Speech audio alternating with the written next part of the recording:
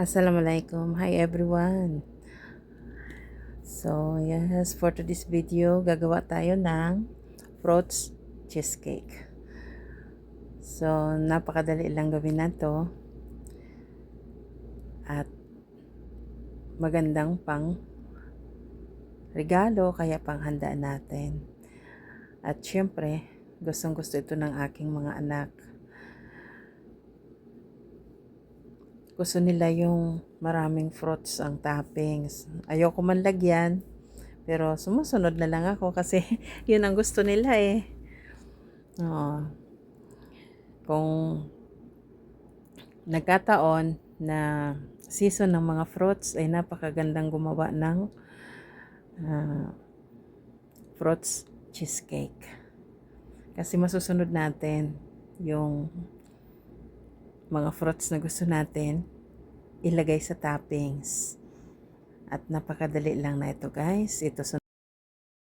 Guys, ito nga yung ating crust. Marie biscuits at saka butter. Yan lang. At saka ito yung ating pinaka cream cheese. At saka meron tayong sour cream, eggs, at saka sugar, at saka vanilla extract, at saka naglalagay ako ng lemon. 2 tablespoon na lemon, tama na. At saka maglalagay pa tayo dito ng cornstarch. Kung ayaw nyo ng cornstarch, pwede naman kahit all-purpose flour na lang. So, ayun. Ang ginagawa ko dito, guys, biniwes ko lang sila. Pwede naman kung electric mixer, pero para sa akin, ang daming, lalo ayoko din naman na maingay kasi ang ingay kong naggagamit ng electric mixer. So, ito na lang. Pwede naman gawin natin ng manual. So, yes, ito na nga. Ilalagay na natin sa ating crust. Yes.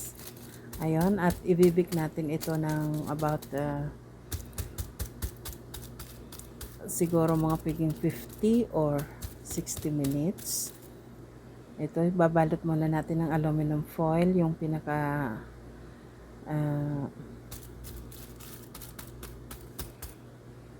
ilalim. Yes, luto na guys. Ito na yon.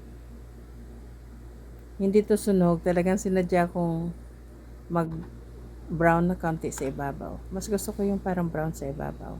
Depende yun. Meron man taong ayaw. Pero sa akin, gumawa ko ng kompot. Ito nga. Nilagay ko yung strawberry kompot. At then i-spread lang natin. Nabubulol. Nabubulol ako.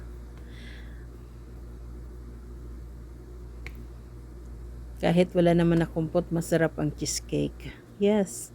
Kasi yung isang anak ko, minsan ayaw niya rin ng merong kompot. So, ito lagay na natin yung ating peaches at saka yung ating blueberry.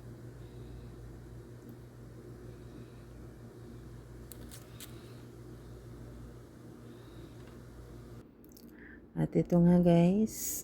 Okay, naglagay ako ng strawberry. At nilagay ko din sa ibabaw ng kompot. Napakabango. Sa kulay pa lang, parang ang sarap, diba? Yes, masarap to. Masarap. Halos ganito ang ginagawa ko. Pag cheesecake, marami talagang toppings na fruits. Kasi yung mga bata gustong gusto nila.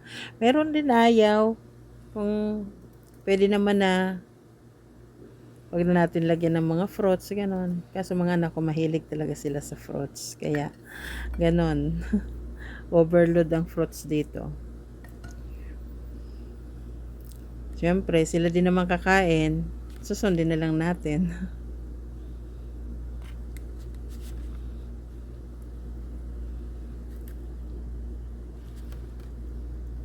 Ayun, ang Ang strawberry ngayon ay hindi pa gaanong matamis. Ang iba dito sa Saudi Arabia, hindi pa gaanong matamis. Siguro mga December pa ang season ng strawberry, 'di ba? Ngayon, parang ano pa eh, hindi pa maasim pa ang iba ditong strawberry. Pero yung blueberry matamis na, so pwede na. So yes guys, ito na nga.